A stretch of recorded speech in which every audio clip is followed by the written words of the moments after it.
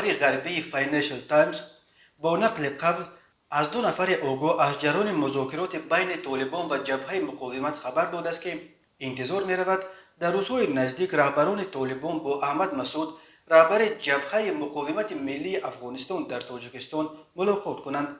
انتظار می رود این گروه اسلامی در تاجیکستان برای مذاکرات درباره نقشه های احتمال دیدار کنند، نوشته است فاینانشل تایمز.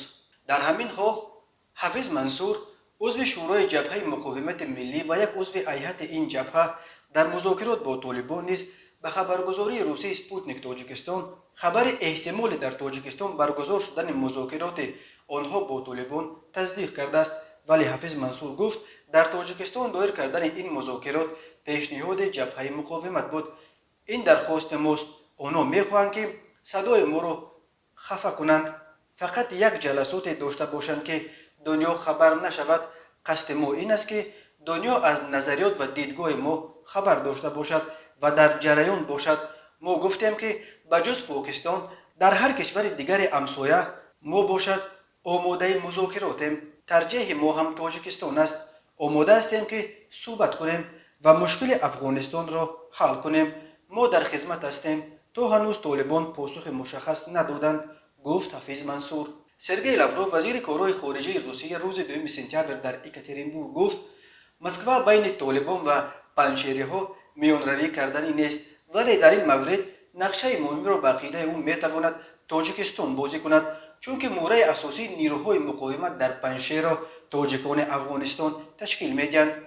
رهبر اداره سیاسی خارجه روسیه اظهار امید کرد که مذاکرات بین طالبان و جبهه مقاومت ملی در پنجشیر به یک نتیجه صلح‌آمیز نائل خواهند شد و تهدید اثر گرفتن عملیات جنگی عملی نخواهد شد. شبکه تلویزیونی الجزیره خبر داده است که احمد مسعود رهبر جبهه مقاومت ملی افغانستان از طالبان 30% حکومت را طلب کرده است. فهیم دشتی سخنگوی جبهه به سپوتنیک تاجیکستان در پاسخ گفت رهبر مقاومت بارها گفته است که ما دنبال مسائل شخصی گرفتن مقام و کرسی در حکومت نیستیم.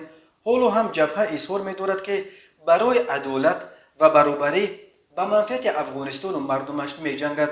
اما فهیم دشتی تشریح نکرد که پس طلب جبهه از طالبان چیست. 2 روز قبل نمایندگان طالبان اظهار داشتند که از بس که مذاکرات‌ها با پنجشیر نتیجه نداد، جنگیان این حرکت با جنگ پنجشیر را خواهند گرفت. طی 2 روز آخر درباره جنگ‌های سخت در مرز پنجشیر گزارش‌ها به دست می‌رسند. طالبان ادعا دارند که جنگجویانش توانستند ولسوالی شتول پنجشیر را به دست بیاورند، ولی فهیم دشتی سخنگوی جبهه مقاومت این ادعا را رد کرده و گفت جنگیان طالبان تلاش کردند که از طریق جبل سراج شتول را تصرف کنند ولی ناکام شدند. جنبش طالبان در اول ماه آگوست در پی خروج نیروهای ائتلاف بین المللی توانست در بین همگی 10 روز قریب تمام قلمرو افغانستان را تصرف کرده روز 15 آگوست وارد پایتخت شهر کابل شود. اکثر شهر و ولایت‌ها از جمله کابل به طالبان تقریبا بدون جنگ تسلیم شدند. در حال حاضر ولایت پنجشیر تنها از 34 ولایت افغانستان است که به طالبان تسلیم نشد. در اینجا چند هزار نفر جنگ آمده جبهه مقاومت ملی را با رهبری احمد مسعود فرزند احمدشاه مسعود شکل دادند.